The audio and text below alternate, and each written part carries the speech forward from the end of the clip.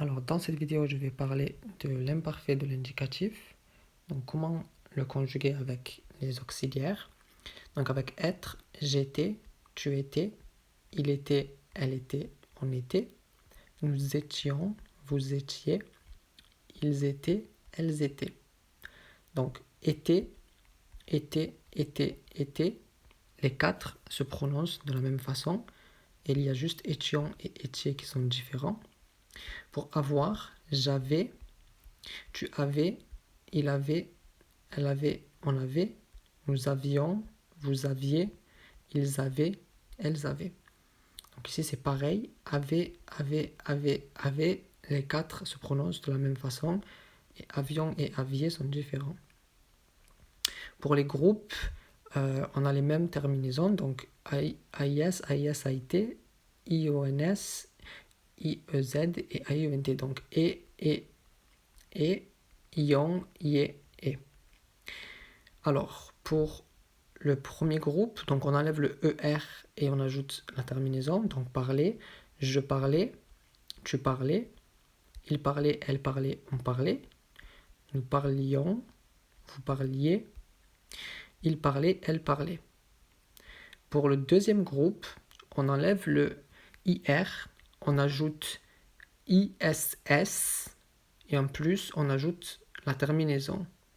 Donc ici le verbe est bannir, donc B-A-N-N-I-R, donc on enlève le IR et on ajoute la terminaison. Donc je bannissais, ici.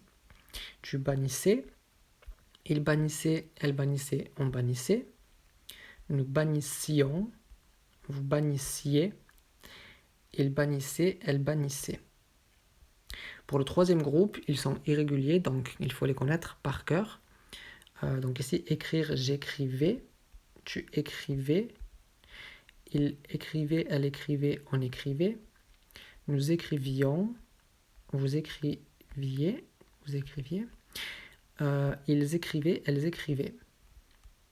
Et pour mettre, donc on enlève le RE ici, donc je mettais, tu mettais, il mettait, elle mettait, on mettait, nous mettions, vous mettiez, il mettait, elle mettait. Voilà.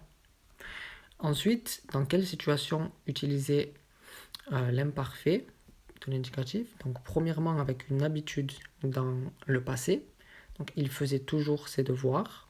Donc, ici, faire, donc toujours, c'est une habitude.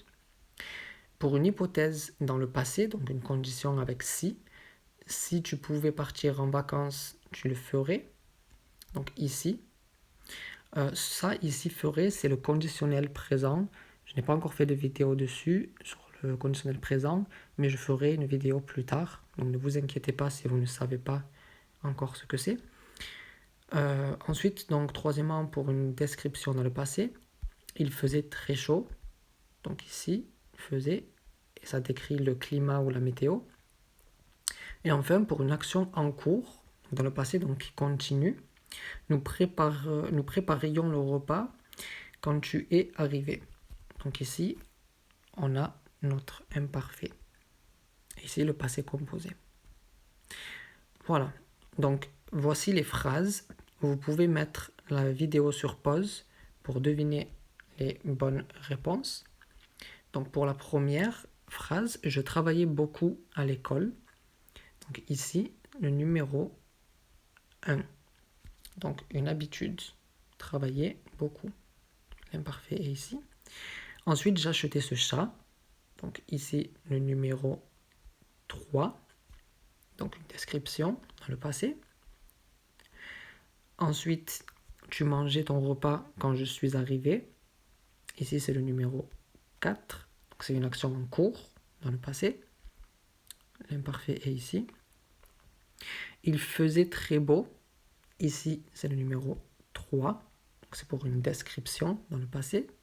Donc, faisait. C'est pour le climat, la météo. Elle achèterait cette chienne si elle le pouvait. Donc, ici, c'est le numéro 2. Donc, c'est une condition, donc une hypothèse, avec si. Donc, si elle le pouvait. On jouait lorsque tu es parti. Donc ici, c'est le numéro 4. C'est pour une action en cours. Donc on jouait. Ensuite, nous partions chaque année en vacances. Ici, c'est le numéro 1. Donc c'est pour une habitude. Donc pourquoi? Parce que c'est chaque année. L'imparfait est ici. Vous voyageriez si vous aviez le temps. Donc ici, c'est le numéro 2. Donc c'est une hypothèse avec la condition. Donc évidemment avec si. Et l'imparfait est ici. Il regardait la télévision. Donc ici, c'est le numéro 3. Donc c'est pour une description dans le passé. Elles écoutaient la musique quand le téléphone a sonné. Donc ici, c'est pour le numéro 4.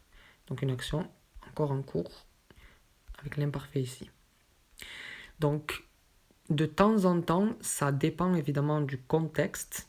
Par exemple, cette phrase, il regardait la télévision.